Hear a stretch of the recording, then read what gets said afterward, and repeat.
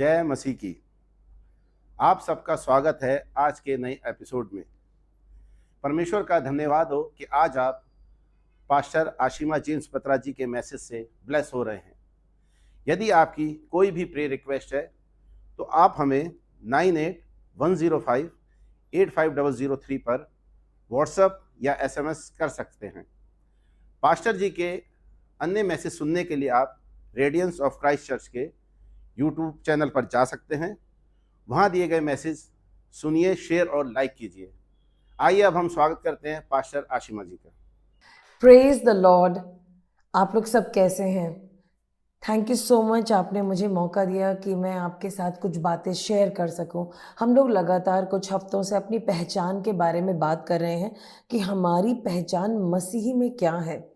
और पिछले एपिसोड में आपने समझा कि हमारी पहचान क्या नहीं है, लेकिन ये पहचान हम पे बहुत हावी होती है। और हमने पिछले हफ्ते बात करी थी, जब हमें मनों में चोट लग जाती है तो हम एक सदमे में आ जाते हैं और हम उस सदमे से ही ज़िंदगी जीते हैं और वहीं से हम परिभाषित हो जाते हैं। लेकिन ऐसा नहीं है, हम मसीह में हैं, सारे सदमे हमारे अंदर से निकल चुके हैं। तो आज एक और टॉपिक लेके चलते हैं और देखेंगे हम कि हम और किस बात से परिभाषित नहीं है। आइए हम अपने सरों को झुकाएं। सर्वशक्तिमान पिता परमेश्वर, आप चाहते हैं कि आपके बच्चे आज़ाद हों और फ्रीली, पूरे मन से, तहे दिल से, बगैर किसी नकारात्मक सोच के वो अपनी पहचान जाने और आपके साथ हाथ थाम के आपके पुत्र और पुत्रियां बने रहें और उसी के अनुसार चलें। जो भी धारणाएं हमारे मन में है आज के टॉपिक को लेकर के, वो सब टूट जाएं और हम फ्रीली अपने पिता परमेश्वर के साथ इस रिश्ते को आनंदमय बनाने पाए। यीशु के नाम से आमेन। ऐसा देखा गया है कि लोग बहुत ज़्यादा उत्पीड़ना में होते, जो उनके अंदर घुस जाती है। अगर कई सदियों की उत्पीड़ना है, वो उनके अंदर घुस जाती है और जाने और अनजाने में लोग अपने आप को वहीं से परिभाषित महसूस करते हैं। यानी कि उनके अंदर इंटरनल ऑपरेशन है और वो उन्हें एक कैद में रखता है और इस कैद को तोड़ना बहुत ज़रूरी है, क्योंकि वचन कहता है गलातियों 5:1 में, इसलिए मसीह की स्वतंत्रता में स्थिर रहो और फिर से दासत्व के जुए में मत पड़ो। तो परमेश्वर ने हमें आज़ाद किया है और हमें इस बात को रियलाइज करना है ताकि हम इन चीज़ों पे मनन ना करें। 2002 में पेनी रोजनवाजर ने डिफाइन करा इंटरनल ऑपरेशन को कि जो लोग दूसरों की नकारात्मक सोच को अपने ऊपर ले लेते हैं और उसके अनुसार चलते हैं। जैसे कि जो भी उनको उत्पीड़ना दे रहा है, जो भी वो उनके ऊपर पुश कर रहा है कि यही बात तुम्हारे लिए सत्य है, इसी को मानो, तो लोग उसको ले लेते हैं। अभी हम कुछ उदाहरण देखते हैं, आपको क्लियर हो जाएगा। उदाहरण के तौर पे जातिगत आंतरिक उत्पीड़ना हो सकता है कि किसी एरिया के लोग हैं, उनका कलर या कम्प्लेक्शन या हाव भाव बाकी लोगों से अलग है, लेकिन क्योंकि उनका कम्प्लेक्शन कुछ अलग रंग का है, उनकी जाति कुछ अलग रंग की है, उनके ऊपर इम्पोज किया जाता है कि तुम छोटी जात के हो। मैंने ये गांव में महसूस किया, जब मैं एक गांव में थी तो उन्होंने कहा आप इस आदमी से बात कर रहे हैं? तो हमने कहा क्यों, क्या हुआ? कहते नहीं, ये छोटी जात का है, इसको हम घर में भी नहीं घुसाते हैं, तो आप ऐसा मत करिए, इनसे बात मत करिए। उधर उस इंसान ने मुझसे कहा हम उनके घर में नहीं जाएंगे। मैंने कहा क्यों? क्योंकि हम तो छोटी जात के हैं ना। अब आप समझ रहे हैं, इस इंसान ने, जिसके बारे में कहा जा रहा है कि वो छोटी जात का है, उसने भी इस बात को समझ लिया है कि मैं छोटी जात का हूँ। तो जो बाहर से एक उत्पीड़ना दी जा रही है समाज के किसी वर्ग के द्वारा, वो एक समूह ने जिनके ऊपर थोपा जा रहा है, उन्होंने ग्रहण कर लिया है। ये एक उदाहरण है आपको क्लियर करने के लिए, और इससे मनुष्य के अंदर बहुत सारी हीन भावना आती है और आप उनको कितना भी समझा लो कि आप मसीह में हो, आप उनकी संतान हो, आप प्रभु के साथ सामान्य श्रेणी में हो, वो उसको बोलेंगे तो, लेकिन विश्वास नहीं करेंगे, क्योंकि वो सदियों से इस उत्पीड़ना को देखते आए हैं। और आप और मैं किसी ना किसी तरीके से इस तरह की चीज़ों में होकर के गुजरे हैं और आज वक्त आ गया है उनका सामना करने का, उनको पहचानने का और उनको तोड़ने का। एक और बात बार बार बोली जाती है, स्त्रीवादी भावना। मैं जानती हूँ कि महिलाएं जब बहुत परेशान हो जाती हैं, वो हो सकता है बहुत ज़्यादा गुस्से वाली बन जाएं, चिड़चिड़ी बन जाएं, और फिर बहुत सारे मजाक उनके ऊपर बनाए जाते हैं। अरे भाभी जी तो ऐसी होंगी, बहनें ऐसी होंगी, और सोशल मीडिया पे प्रमोट करेगा, जोक्स भी प्रमोट करेंगे, स्टीरियोटाइप ही बन जाता है। अब कई दफ़ा औरतें इसे एक्सेप्ट ही कर लेती हैं कि अरे औरतें तो हम होती ऐसी हैं, दैट्स रॉन्ग। और फिर वो बाहर जो आपके लिए बोला जा रहा है, आप उसे ले लेते हो तो कैसा है? या ऐसा दिखाया जाए कि नहीं ये तो पराया धन है, पराया धन। अब आज की डेट में जब माता पिता समझ रहे हैं कि लड़की और लड़का एक समान है, दोनों का आदर किया जा रहा है, लेकिन तब भी किसी वर्ग में कहा जा रहा है लड़की पराया धन है, तो ये सही नहीं है। और हो सकता है वो बच्चा बड़ा हुआ हो इस उत्पीड़ना को लेकर के अपने अंदर, नहीं नहीं नहीं हम तो अलग ही हैं। जब कई दफ़ा हम काउंसलिंग करते हैं लड़कियों की और उनसे बात करते, वो इतना ज़्यादा इन सब बातों में बंधे होते हैं और मानते हैं यही हमारे लिए सत्य है, हम ऐसे ही हैं, तो उनके लिए बाहर आना बहुत मुश्किल होता है। मुझे कई साल लग जाते हैं कई दफ़ा किसी को समझाने में कि परमेश्वर के सामने आप एक समान हैं। हाँ, शादी के इंस्टीट्यूशन में एक पत्नी अपने पति को समर्पित करती है, वो एक अलग बात है, लेकिन आप परमेश्वर की आंखों में एक समान हैं। It takes time. तो ये जब कई सदियों की बातें जेंडर्स पे भी बोली जाती हैं, तो वो उस जेंडर के अंदर घर कर जाती हैं। आप समझ रहे हैं? अभी कुछ सालों पहले तक तो बहुत ज़्यादा अंतर किया जाता था। जो लोग मोटे हैं उनको यूज़ नहीं करेंगे, मोटे लोग अच्छे नहीं होते, या मोटे लोग स्लो होते हैं। और मोटे लोगों ने भी अपने आप को अंदर ही अंदर हीन भाव में भर लिया, हम तो मोटे हैं, हमें तो चांस नहीं मिलेगा, हमें तो नौकरी नहीं मिलेगी, हमसे तो कोई शादी नहीं करेगा।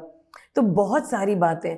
हाँ, मोटा होना अच्छा नहीं है स्वास्थ्य के लिए, वो एक अलग चर्चा है, लेकिन उन लोगों के विरोध में उत्पीड़ना जारी करना और उन मोटे लोगों को उस उत्पीड़ना को ग्रहण कर लेना और उसके अनुसार चलना और हमेशा अपने आप को हीन समझना। आप उन्हें कितना भी कह दो आप खूबसूरत हो, आप प्यारे लग रहे हो, वो कहेंगे लेकिन मैं मोटा हूं ना, तो वो अपने ही बातों को काट देते हैं। वो अपने आप को ढंग से परमेश्वर के हाथों में समर्पित नहीं करते, वो कुछ ना कुछ अपने आप को कम आंकते रहते हैं। ये सिर्फ उदाहरण है आपको समझाने के लिए। और ऐसी आयु विभेद भी बहुत होता है, एज रिलेटेड डिस्क्रिमिनेशन। ओहो ये तो बच्चे हैं, ये तो कुछ कर नहीं पाएंगे, ये तो बहुत बूढ़े हैं, ये कर नहीं पाएंगे। मैं आपको एक बात बताऊं, बड़ी अजीब बात है, हमारे देश में जैसे ही लोग 60 साल के होते हैं, वो कहते हैं हम सीनियर सिटीजन बन गए। उसके बाद वो सीनियर सिटीजन जैसे सारे सिम्टम्स को ले आते हैं, खांसी, धीमे चलना, मेरे तो दिमाग काम नहीं कर रहा है, मैं तो स्लो हो गया, अब तो मेरा कोई यूज़ ही नहीं है।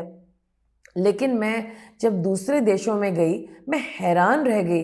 लोग 70-75 उम्र में नौकरी कर रहे हैं, मॉल्स में काम कर रहे हैं, एक्टिवली आते जाते हैं, सामान ऊपर रख रहे हैं, नीचे रख रहे हैं, इन्वेंट्री कर रहे हैं, और वो जीते हैं। 80 साल की उम्र में वो घूमने जाते हैं। वो ऐसे ऐसे हैं, उन्हें यही भरोसा है कि हमारी एज सिर्फ एक नंबर है।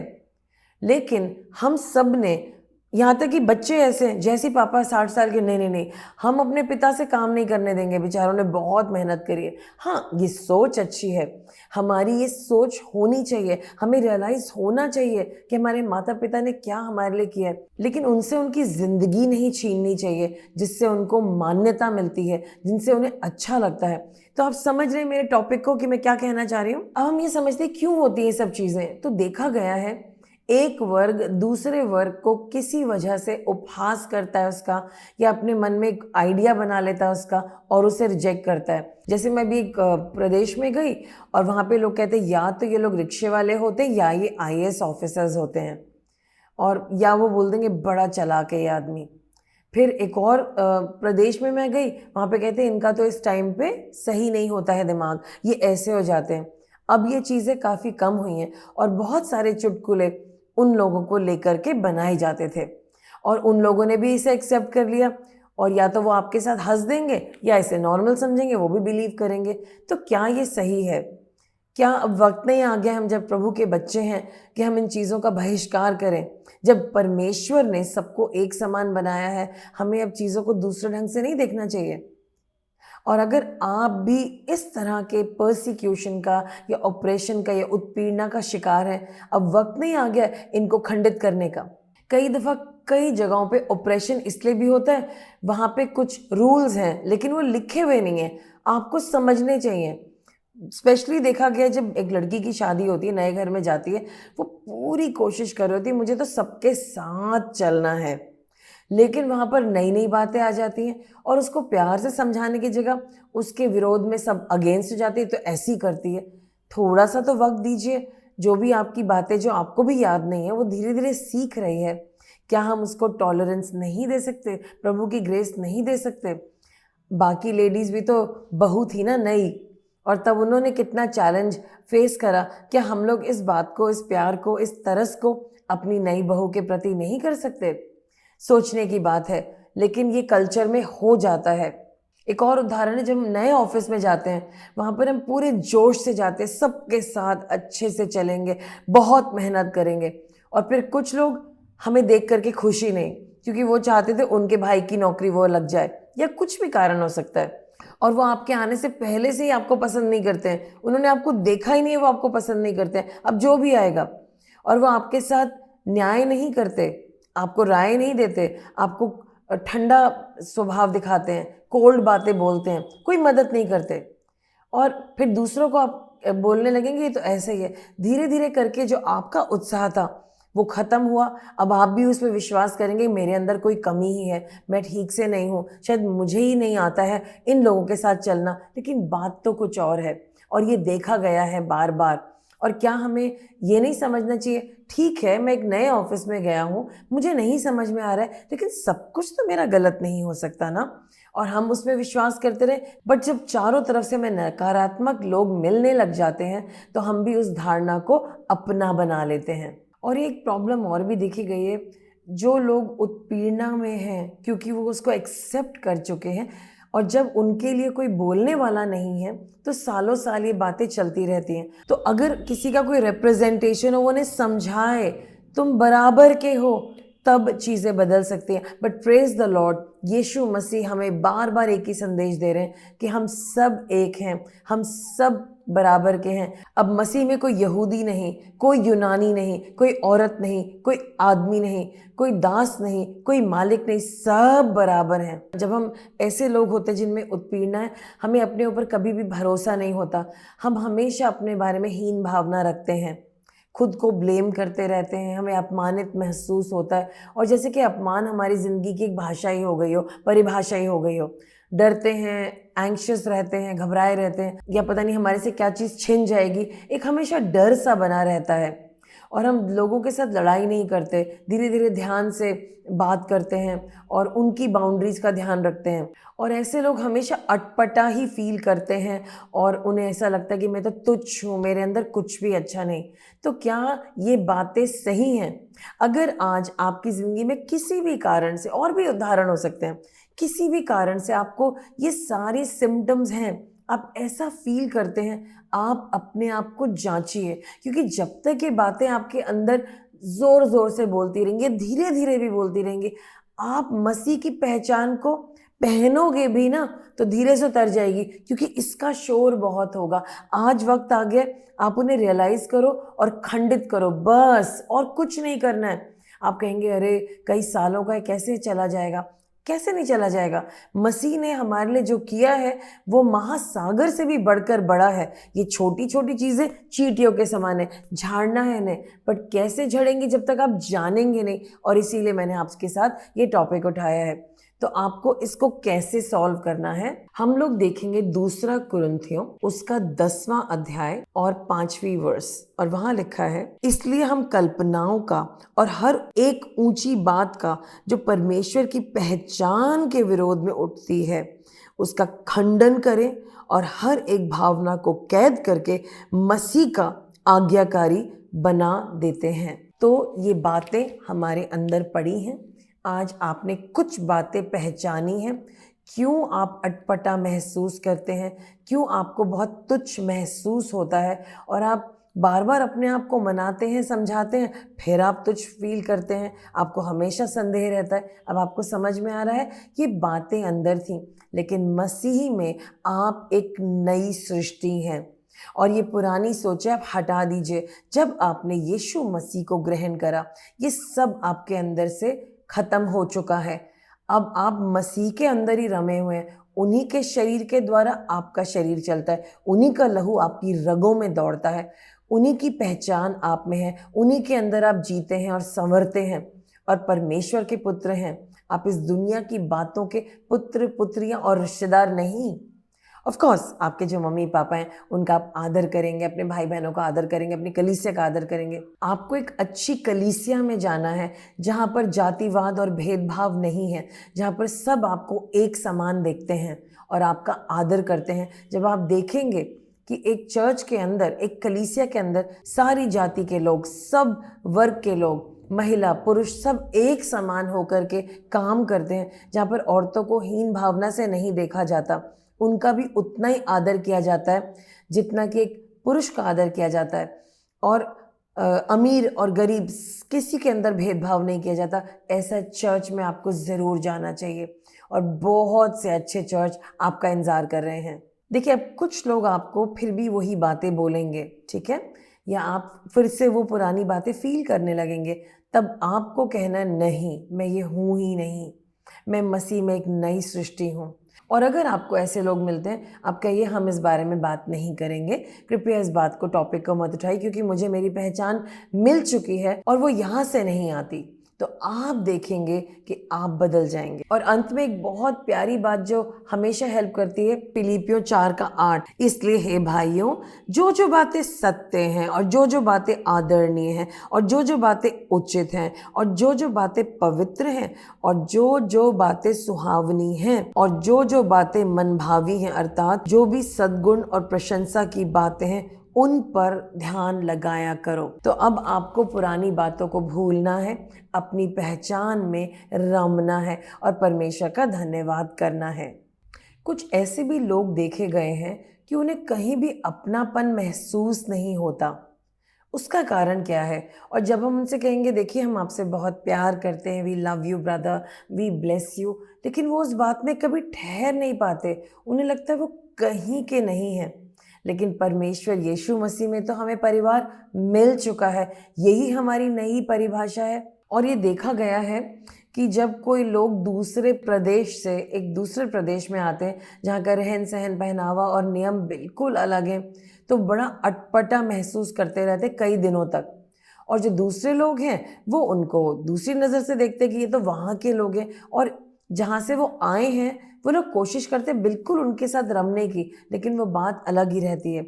मैं एक वीडियो देख रही थी, वहाँ पर एक लड़की ने बताया कि मेरी जो माता जी हैं वो जापानीज़ हैं और मेरे पिताजी इंडियन हैं, लेकिन वो ज़्यादा इंडियन दिखती थी। कहती मुझे तो कोई प्रॉब्लम नहीं होती, लेकिन उसकी बहन वो बिल्कुल जापानीज़ दिखती थी। तो उसने कहा, जब मैं यहाँ आती हूँ इंडिया में तो मुझे हर लोग कहते हैं कि तो जापानीज़ है। जब मैं जापान जाती हूँ, क्योंकि मेरे अंदर एक हिंदुस्तानी छवि भी है, वो भी मुझे एक्सेप्ट नहीं करते और वो कहते तुम तो हिंदुस्तानी हो, तुम तो इंडियन हो। मतलब सुनने में तो ये ऑर्डिनरी बात लग रही है, लेकिन लोगों को इससे बहुत फ़र्क पड़ता है, क्योंकि उन्हें बिलोंगिंग नहीं लगती। उन्हें लगता है हम यहाँ आ गए, हम हर तरीके से इनके साथ चल रहे हैं, लेकिन अभी भी हमें एक्सेप्ट नहीं करे। लेकिन वो जब उस देश के या प्रांत के तरीकों को अपनाने की कोशिश करते हैं, जब वो वापस जाते हैं तो उनके लोग कहते हैं तुम तो वहीं के बन गए। तो ये देखा गया है बार बार, और लोगों को इससे बहुत दर्द होता है, परेशानी होती है। It's a real problem. और ये ऐसी शादियों में भी देखा गया है, जब एक प्रांत के लोगों की शादी दूसरे प्रांत के लोगों से, और जिनका खाना पीना सब कुछ फ़र्क है, दोनों को एक दूसरे का खाना पीना पहनना अच्छा नहीं लगता, उनके रूल्स बड़े कंफ्यूजिंग लगते हैं। वो कहते क्या है, बड़ा मुश्किल है तुम्हारे साथ जीना। इसीलिए तो परमेश्वर कहते हैं, अपने पास्टर से पूछ के अपने समान के लोगों के साथ शादी करो। अपने समान के मतलब जहाँ पे ये कंफ्यूजन ना हो। तो स्टैटिस्टिक्स बताती है, सर्वे बताते हैं, लगभग 75% लोग इस कॉन्फ्लिक्ट को फील करते हैं, इस परेशानी को, उत्पीड़ना को फील करते हैं, और वो परेशान रहते हैं और उनको कहीं पता नहीं चलता हम कहाँ के हैं, कहाँ की बातें बोले, और इससे उनको काफ़ी ज़्यादा स्ट्रेस रहता है, काफ़ी ज़्यादा परेशान रहते हैं वो इसको लेकर के। तो अब होता क्या है, उन्हें लगता है कि हम तो अपनी ही जगह से कनेक्टेड नहीं हैं, हम तो अपने प्रदेश से दूर हैं। और वो अपनी आइडेंटिटी नहीं पहचान पा रहे कि वो इधर के हैं या उधर के हैं। एक हमेशा घबराहट रहती है कि हम किसके प्रति लॉयल रहें, किसके प्रति वफादार रहें। ऐसा लगता है किसी के भी नहीं, और हमेशा कोशिश करेंगे वो कि हम उनको भी खुश करें और इनको भी खुश करें, और इस चक्कर में वो हमेशा स्ट्रेस में रहते हैं, थके रहते हैं और खुश नहीं रहते। तो इसका सल्यूशन क्या है? सबसे पहले मेरा आग्रह आपसे कि आप मसीह में जाने कि आप कौन है और आपकी क्या पहचान है। पहला पत्रस 3:4, जो आप अंदर से हैं उसको जाने। आप अंदर से परमेश्वर के पुत्र और पुत्री हैं और आप उनकी पहचान में हैं। मसीह आप में है और आप मसीह में हैं। और आपको समझना पड़ेगा, अलग अलग प्रांत के, देश के लोग हैं और अलग अलग तरह के लोग हैं। इन सबको मसीह द्वारा प्रेम किया जाता है। प्रभु उन सबको स्वीकार करते हैं। आपको भी स्वीकार करना है उनको और अपने आप को, और आप अपने आप को समझें, अपनी वैल्यू करें। हाँ, मैं यहाँ का हूँ और ये मेरी खूबसूरती है। जब आप अपनी यूनिकनेस को एक्सेप्ट करेंगे, लोग उसका चर्चा करेंगे। अरे वाह! मुझे याद है, मैं किसी देश में गई थी और वहाँ मैंने साड़ी पहनी। उन लोगों ने मुझे बहुत ही आश्चर्यचकित होकर देखा, कितनी प्यारी लग रही हैं आप। अब लग तो रहा था कि मैंने साड़ी पहनी है तो ये लोग क्या समझेंगे, पर उन्होंने तारीफ करी। मैंने बहुत कॉन्फिडेंस से साड़ी पहनी और सबने उसकी प्रशंसा करी और मेरे अनुसार उन्होंने मुझे ट्रीट करा। तो जब मैं उसको मानूंगी, उसको इज्जत दूंगी, जो मेरी पहचान है, तो अभी तो दूसरे देंगे। लेकिन अगर मैं ही उसके बारे में गिल्टी फील करती रहूंगी तो लोग वंडर करेंगे और वो आपको आदर नहीं देंगे। तो इस बात को आप एक्सेप्ट करें कि आप अलग हैं। तो क्या हुआ, आप अलग हैं। जो परमेश्वर ने आपको दिया है वो अद्भुत है, वो यूनिक है और आपको भी उसकी वैल्यू करनी चाहिए। और अंत में मैं आपके सामने ये भी लाना चाहूँगी, कुछ लोगों के ऊपर ठप्पा लगाया जाता है और उन्हें वही बात बार बार बोली जाती है। अरे तू तो काला है, अरे तू तो मोटा है, अरे तुम्हारे तो सारे घर के लोग चोर ही हैं। ऐसे हमने सुना है, राइट? आई एम सॉरी, मैं बता रही हूँ, ऐसे बोला जाता है। और जो सुन रहा है उसको कितना ही दुख होता होगा। लेकिन हमें इस बात को रियलाइज करना है। अगर आपने भी उस लेबल को, उस धब्बे को, उस ठप्पे को ग्रहण कर लिया कहीं ना कहीं अंदर ही, जबकि आप उसके लिए लड़ते हैं, लेकिन फिर भी आपको उसी से पुकारा जाता है या बोला जाता है, वक्त आ गया है मानने का कि आप वो ठप्पा या लेबल नहीं हो और आप उसे ब्रेक करने जा रहे हो परमानेंटली। क्योंकि आपका एक ही ठप्पा है, मसीह का छोटा भाई, यीशु मसीह में परमेश्वर की संतान। और अब आपको अपने आप को वहीं से बोलना है।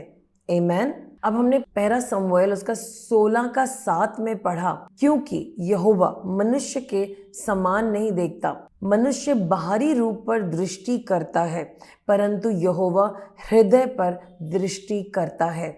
और परमेश्वर ने आपके मन को देखा है। आपको लोग क्या कहते हैं उसे रिजेक्ट कर दो। अब परमेश्वर की परिभाषा को ले लो और वहीं से आपको आगे चलना है। क्योंकि अगर आप इन बातों पे मनन करते आए हो, जो लोगों ने आपको बोला है मजाक में या सीरियसली, तो आप कहीं ना कहीं अंदर से टूटे हुए और आपको अपने ऊपर डाउट होता रहता होगा। और जो आपकी खुद की अपनी एक सेल्फ इमेज है उसमें आपको दुख होता होगा, क्योंकि वो क्लियर नहीं होगी। कभी कभी मीडिया कुछ वर्गों को गलत तरीके से दिखाता है कि मोटा, पतला, काला, गोरा। जैसे कितनी सारी क्रीम्स के एडवर्टाइजमेंट आते थे कि इससे आप गोरे हो जाओगे। तो संदेश तो यही है ना कि काला होना अच्छा नहीं है, गोरा होना ज़रूरी है। और अगर आपका रंग सांवला है और आप हमेशा अपने आप को कम आंकते आए हो और आपको विश्वास ही नहीं होता कि कभी आप परफेक्ट भी हो सकते हो, क्योंकि आपका रंग सही नहीं है, या आपकी हाइट कम है, या आपकी हाइट कुछ ज़्यादा है, या आपका वेट ज़्यादा है, या आप स्लो हैं, पढ़ाई पढ़ते तो हैं लेकिन स्लो पढ़ते हैं। लोग कहते हैं ये तो ऐसा है, ये तो ट्यूबलाइट है, इसको तो जल्दी समझ में नहीं आता।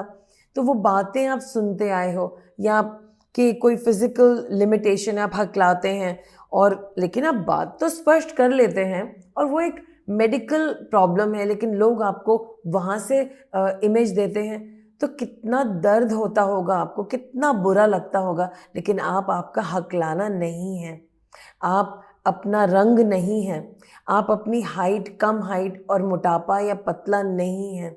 आप खूबसूरत हैं, क्योंकि आपके मसीह जो आपके अंदर है बहुत खूबसूरत हैं। फिर एक और उदाहरण है, तुम तो लड़कियां हो, लड़कियों को मान लेनी चाहिए बात। लड़कियां बहस थोड़ी करती हैं, लड़कियां लड़ाई थोड़ी करती हैं, लड़कियां ज़्यादा थोड़ी पढ़ती हैं। नहीं, दूध भाई को दे दे, तू नहीं पी सकती। लड़कों को जाना है ना नौकरी पे, जबकि लड़कों से ज़्यादा काम लड़कियां करती हैं, उनको ज़्यादा ताकत की ज़रूरत है।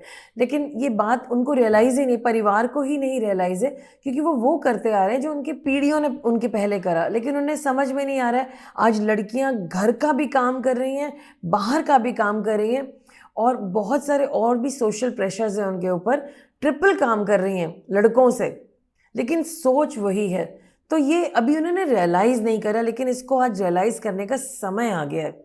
और अगर आप लोगों के परिवारों में ये हो रहा है, प्लीज़ इसे छोड़ दीजिए। परमेश्वर के सामने लड़का लड़की, छोटा बड़ा, मोटा पतला, कम पढ़ा लिखा, ज़्यादा पढ़ा लिखा, इसका फ़र्क नहीं है। अगर हम इन बातों को समझेंगे नहीं तो इनका खंडन कैसे करेंगे। तो मैं आज विश्वास करती हूँ कि मेरे इन कुछ चंद उदाहरणों से आपको समझ में आया है कि कुछ धारणाएं, कुछ बातें जो हम पर थोपी गई हैं, उन्हें ब्रेक करना है। आप मोटे नहीं हैं, हाँ आपका वेट ज़्यादा है, लेकिन उस बात को गॉड नहीं बना लीजिए, इस बात को अपना मेन प्रॉब्लम मत बना लीजिए। उसको एक्सेप्ट करिए, यस मुझे प्रॉब्लम है कि मेरा वेट ज़्यादा है, and what can I do about it, I can lose my weight. लेकिन अगर हमारा कंप्लेक्शन एक पर्टिकुलर कंप्लेक्शन है, इस बात को समझिए, बहुत ही खूबसूरत हैं आप। परमेश्वर ने आपको एक कंप्लेक्शन दिया और इसकी एक ग्रेट बात है जो किसी में भी नहीं, और आप इसे एक्सेप्ट कर लीजिए।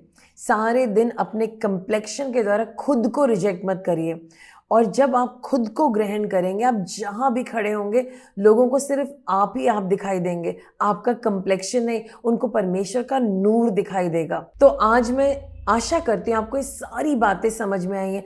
अगर ये सारी बातें आपके मन में कहीं भी बैठी हैं कि लोग आपको के ऊपर तोहमत लगा रहे हैं, या जो समाज ने एक धारणा बना ली थी आपके घराने के विरोध में, आपकी जाति के विरोध में, उसको तोड़ने का वक्त आ गया है। या फिर आपको कभी भी कहीं एक जैसा नहीं लगता था क्योंकि आप मल्टी कल्चरल बैकग्राउंड से थे, या कुछ ऐसी बातें, तो वक्त आ गया आज इन धारणाओं को, इन सोचों को जो हमारे अंदर बैठी, निकाल दें और याद करें कि हम मसीह में कौन है। आइए हम प्रार्थना करते हैं। सर्वशक्तिमान परमेश्वर, हम आपका धन्यवाद करते हैं जो बातें आपने हमें दर्शाई हैं। हाँ, इनमें से कई बातें हमारे अंदर बैठी हैं और हमें रियलाइज़ भी नहीं हुआ था कि ये बातें अंदर हैं, और ये हमें लिमिट करती है। कई दफ़ा हम जोश से अपनी नई पहचान को, जो हम नई सृष्टि है मसीह में, उसे नहीं ले पाते। लेकिन आज हम इन सब बातों का खंडन करते हैं, इन्हें तोड़ते हैं, इन्हें रिजेक्ट करते हैं, इन्हें अपने अंदर से निकालते हैं। जैसे चींटियां इंसान पे चढ़ जाती है, उसको झाड़ देता है, हम इन सबको झाड़ते हैं और हम अपनी आंखें अपनी इस नई पहचान पे जो मसीह में है उस पे लगाते हैं। पवित्र आत्मा जी हमारी मदद करिए, और हम जैसे परमेश्वर ने जो हमें इज्जत दी है, जो हमें अपना पुत्र और पुत्री बनाया, हम भी उस इज्जत को लेने पाएं। धन्यवाद धन्यवाद धन्यवाद, यीशु के नाम से मांगते हैं, आमीन। मैं आशा करती हूँ इन सब बातों को आपने समझा है और अब आप इन बातों में दोबारा नहीं उलझेंगे। आप बहुत खूबसूरत हैं, आप बहुत प्यारे हैं। परमेश्वर स्वर्ग से जब नीचे देखते हैं और आपको देखते हैं, उन्हें जब आपके अंदर मसीही दिखाई देखते हैं, वो खुश हो जाते हैं। और जैसे एक पिता अपने हाथों को बढ़ाता है अपने छोटे से प्यारे से बच्चे को गले लगाने के लिए, उठा करके गले लगाने के लिए, जब वो आपको देखते हैं, उन्हें मसीह दिखाई देता है, वो आपको उठा करके अपने गले लगाते हैं। आज उन्हें अलाउ कीजिए ना आपको गले लगाने के लिए। आप बहुत प्यारे हैं, आप मसीह में हैं, आप ब्लेस्ड हैं, आप ब्यूटिफुल हैं, आप परफेक्ट हैं, और परफेक्शन में हमें बढ़ना है। तो आज का संदेश यहीं ख़त्म होता है। प्रेज द लॉर्ड और जय हिंद। आप सबका बहुत शुक्रिया अंत तक बने रहने के लिए। हम आशा करते हैं कि आप पास्टर जी की बताई हुई बातों पर चलेंगे। यदि आपकी कोई भी प्रेयर रिक्वेस्ट है तो आप हमें 98-105-85003 पर व्हाट्सएप या SMS कर सकते हैं। पास्टर जी के अन्य नए मैसेज सुनने के लिए आप रेडियंस ऑफ क्राइस्ट चर्च के YouTube चैनल पर जा सकते हैं। वहाँ दिए गए मैसेज सुनिए, लाइक और शेयर कीजिए। आइए अब हम मिलते हैं अगले शनिवार सुबह 9:30 बजे। जय मसीह की।